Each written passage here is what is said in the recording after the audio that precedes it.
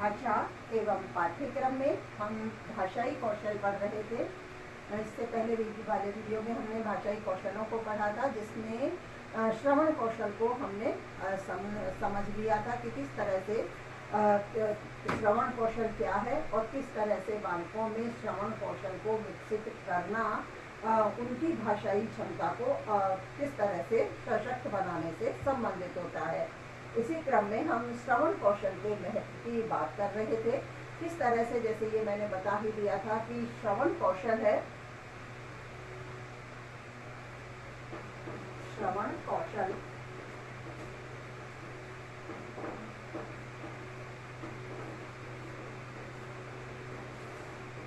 श्रवण कौशल और भी जो भाषाई कौशल हैं कल भी मैंने बताए थे, जैसे लेखन, पठन, वाचन, और 3 इसके अलावा कौशल है। एक ये है, चारों मिलकर 4 कौशल होते हैं भाषा के। तो श्रवण कौशल एक तरह से बाकी 3 जो कौशल हैं उनके लिए भी एक आधारशिला का कार्य करता है, आधारशिला रखता है। क्यों रखता है कि जैसे हम सामान्य रूप से ही ये बात करें कि बालक जब प्रारंभिक रूप से अपने माता पिता से, अपने परिवार से किसी न किसी प्रकार की ध्वनियों को सुनता है, अक्षरों को सुनता है, शब्दों को सुनता है और उन्हीं का अनुकरण करके वह उसी प्रकार से बोलने का प्रयास भी करता है। और इसी प्रयास के दौरान वह अपनी मौखिक भाषा में अपने भावों को, अपने विचारों को अभिव्यक्त करना सीखता है। वहीं से जैसे हम माने कि श्रवण कौशल है एक तरह से विकसित होना प्रारंभ हो जाता है। तो इस तरह से मौखिक अभिव्यक्ति को और सशक्त बनाया जाना, किस तरह से भाषा को अनुकरण द्वारा सीखा जाता है, उसके शब्द ज्ञान में, भंडार में किस तरह से वृद्धि हो पाती है। तो इस तरह से यह समस्त कार्य, समस्त हाव भावों को अपनी स्वर गति के अनुसार, अपने प्रभाव के अनुसार व्यक्त कर पाना, इस तरह की क्षमता विकसित करने का कार्य श्रवण कौशल के माध्यम से होता है। इसीलिए हम श्रवण कौशल के महत्व को पढ़ रहे हैं, जिसमें हमने कुछ पॉइंट्स पढ़ के लिए थे, यही हम बात कर रहे थे श्रवण कौशल के महत्व की। उसमें कुछ और पॉइंट्स हैं, वो और लिख लेते हैं हम। श्रवण कौशल का महत्व,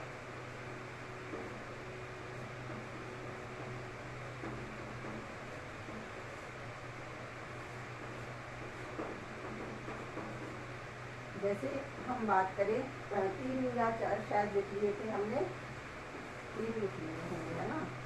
तो श्रवण कौशल के महत्व में हम ये बात करें कि किस तरह से भाषा अनुकरण के द्वारा सीखी जाती है और इससे बालक की जो शब्दावली है या कहें उसके जो शब्द भंडार है उसमें वृद्धि होती है। नए नए शब्दों को वह सुनता है तो उसके शब्द भंडार में वृद्धि होती है।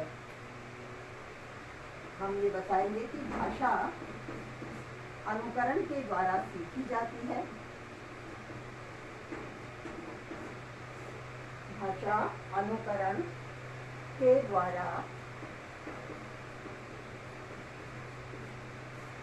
सीखी जाती है।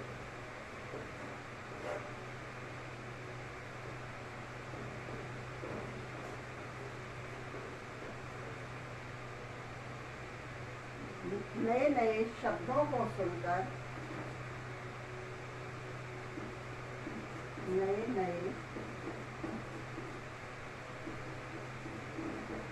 शब्दों को सुनकर बालक अपने शब्द भंडार में वृद्धि करता है। अपने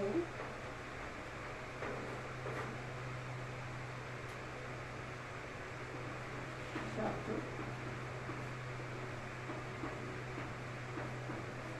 भंडार में वृद्धि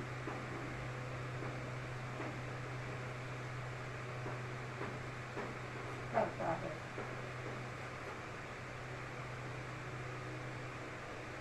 इसी तरह से बालक परिवार के सदस्यों तथा अध्यापकों की भी बात सुनकर स्वयं अपने उच्चारण, हाव भाव से, अपनी स्वर गति से बोलने का प्रयास करता है। इससे भी जैसे कहें कि उसकी मौखिक अभिव्यक्ति है वह और अधिक कुशल हो पाती है। बालक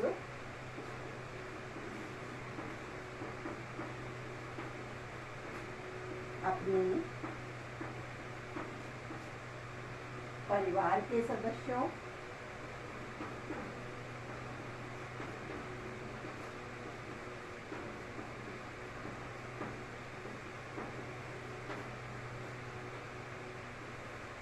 तथा अध्यापकों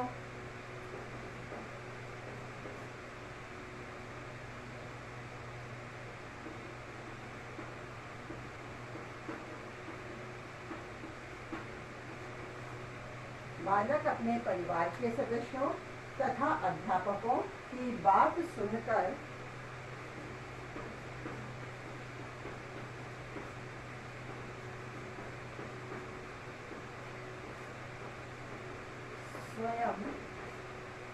स्वयं अपनी गति से अपने भावों को, अपने उच्चारण को व्यक्त करने का प्रयास करता है।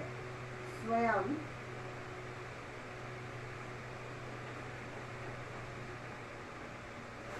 उच्चारण करता है,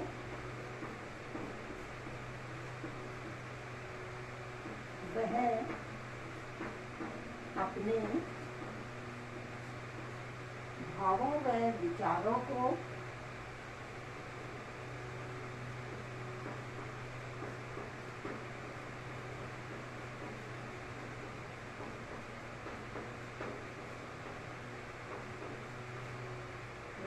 को स्वयं की गति से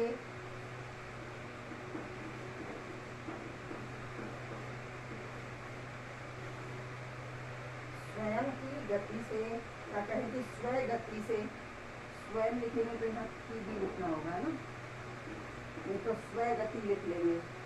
स्वयं की गति से व्यक्त करना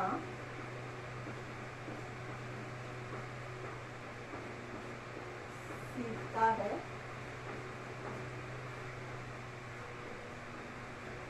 जिससे उसकी मौखिक अभिव्यक्ति क्षमता का विकास होता है, जिससे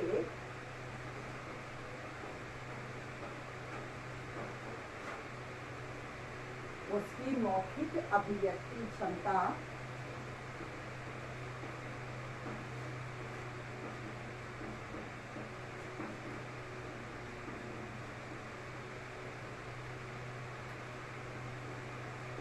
अभिव्यक्ति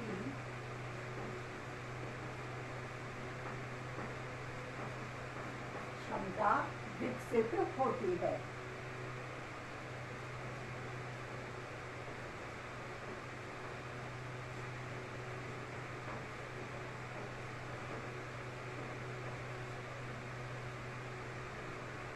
ठीक है, श्रवण कौशल के महत्व में हमने ये लिख लिया है। इससे आगे और लिख लेते हैं कि किस प्रकार से बालक एक तरह से मौन रहकर, शांत रहकर दूसरे के विचारों को सुनता है, समझता है, फिर अपने विचारों के प्रतिपादन के लिए वह ठोस तर्क प्रस्तुत करना भी सीख जाता है।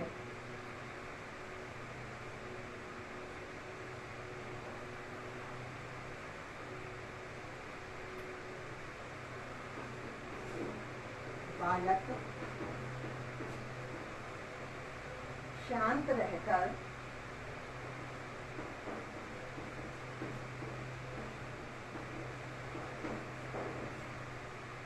शांत रहकर दूसरों के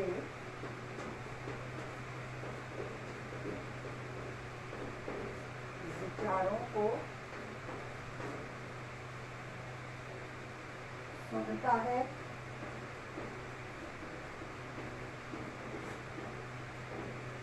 वह समझता है,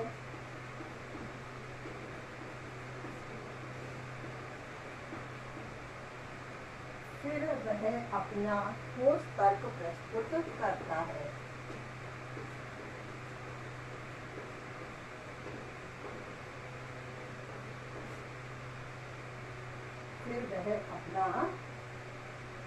ठोस तर्क प्रस्तुत करता है।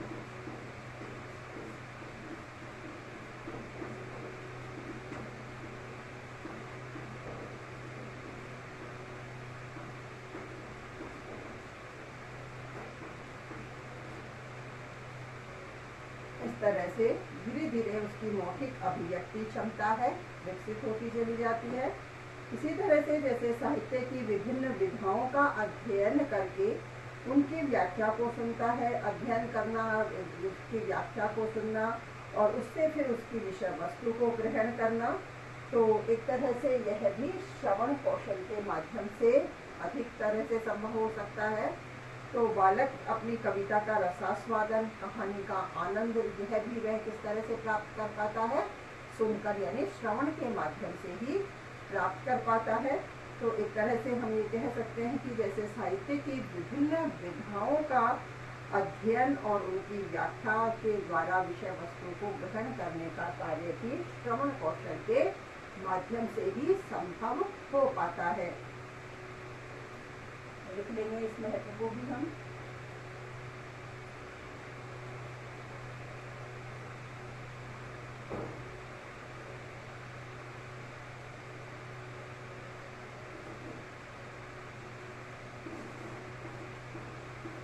साहित्य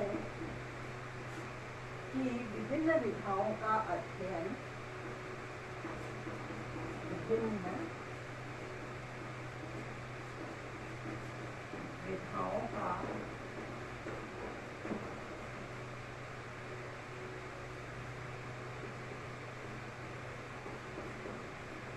अध्ययन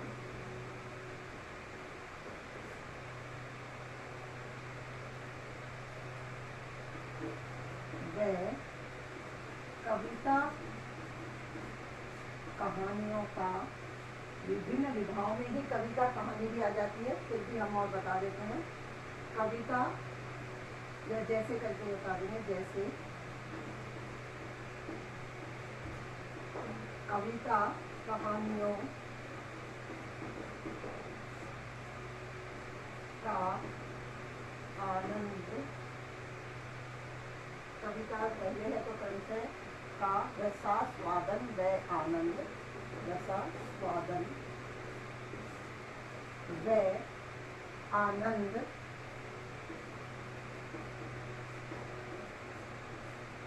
सुनकर ही ग्रहण करता है। आनंद सुनकर ही ग्रहण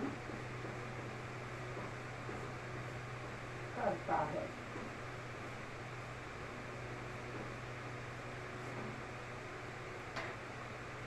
इस तरह से श्रवण कौशल का महत्व निर्धारित हो गया है कि किस तरह से जो साहित्य है उसकी अनुभूति, उसकी सौंदर्य अनुभूति है, कविता का रसास्वादन है, कहानियों का आनंद है, उसकी अनुभूति है, वह भी बालक सुनकर ही ग्रहण कर पाता है।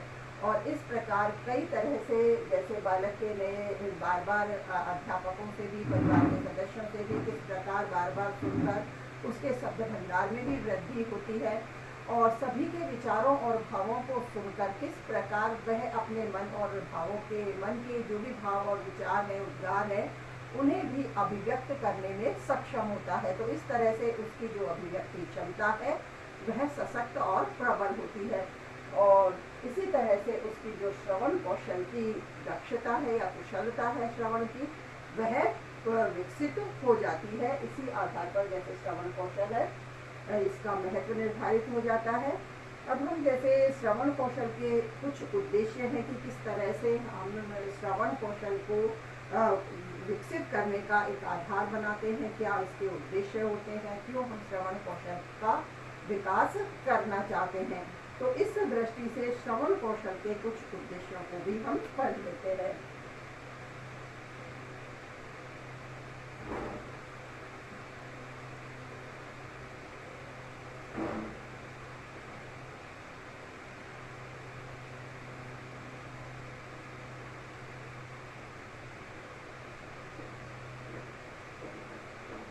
श्रवण कौशल के उद्देश्य।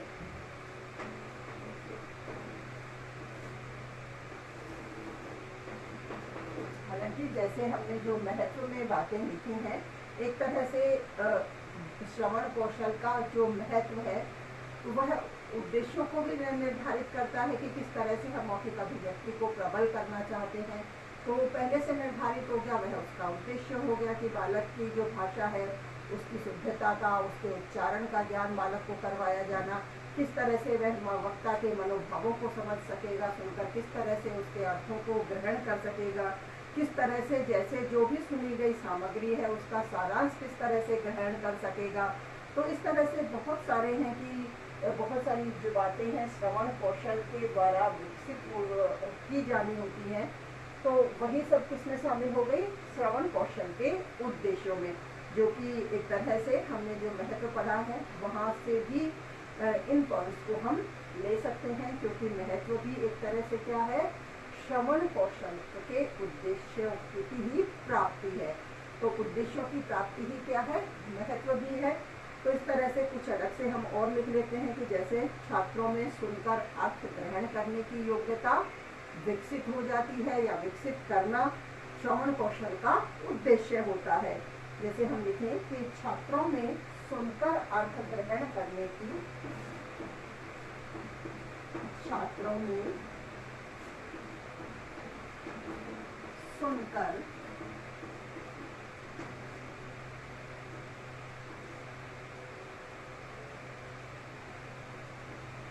अर्थ ग्रहण करने की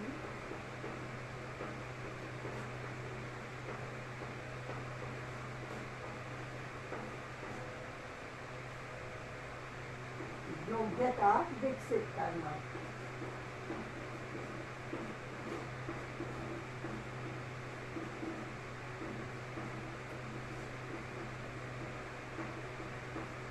विकसित करना, यहाँ थोड़ा सा ये ध्यान देना है कि जैसे हम महत्व में लिख रहे थे तो ये लिख रहे थे कि किस तरह से छात्रों में अर्थ ग्रहण की क्षमता विकसित हो जाती है श्रवण कौशल के माध्यम से। यहाँ उद्देश्य है क्योंकि पहले से निर्धारित है, ऐसा कार्य किया जाना है, करना है। तो इसीलिए यहाँ हम इस तरह के सेंटेंस में करना शब्द लिखेंगे, क्योंकि ये उद्देश्य को निर्धारित कर रहे हैं। इसलिए छात्र में जैसे सुनकर अर्थ ग्रहण करने की योग्यता को विकसित करना क्या है, श्रवण कौशल का उद्देश्य है।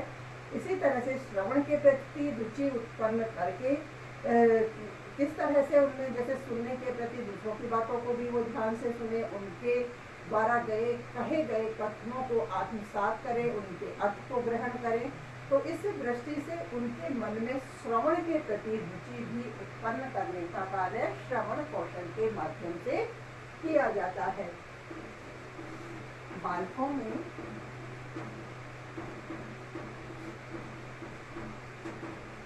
श्रवण के प्रति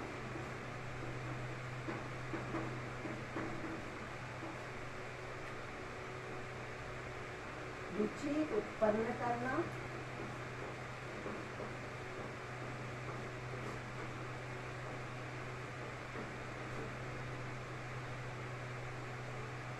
दूसरों की बातों को ध्यानपूर्वक सुनना, व दूसरों की बातों को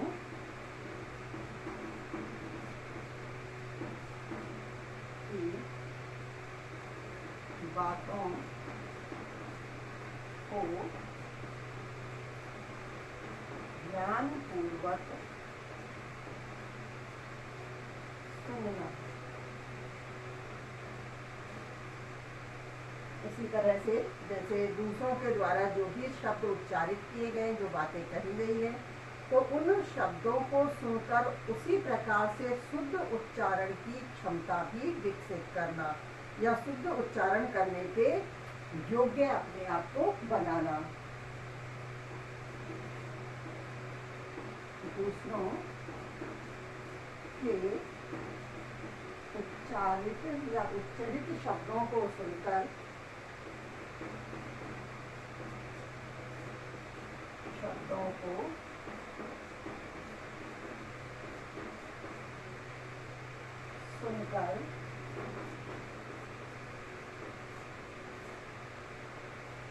शुद्ध उच्चारण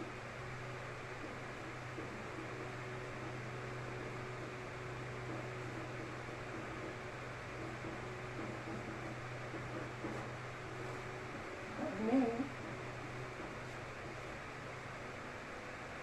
के योग्य बनाना।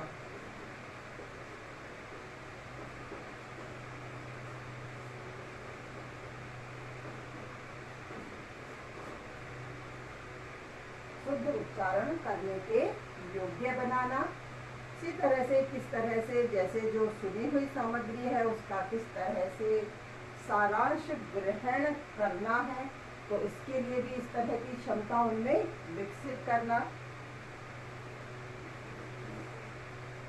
श्रुत सामग्री का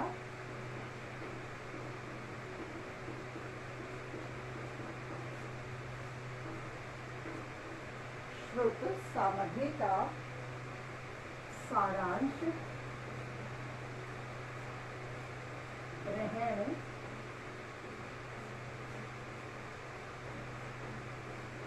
करने योग्य बनाना।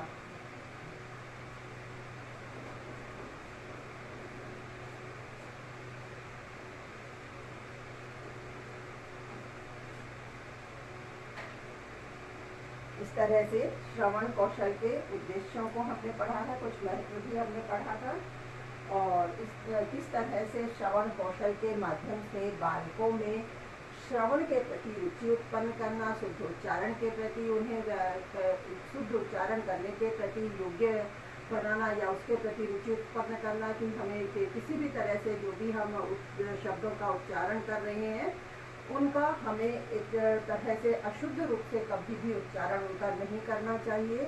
शुद्धता की तरफ ध्यान देना चाहिए। जो दूसरों के द्वारा कही गई बातें हैं तो उनको ध्यानपूर्वक सुनकर शुद्धता पर भी ध्यान देना, इस योग्य भी बालकों को बनाया जाना श्रवण कौशल का उद्देश्य होता है।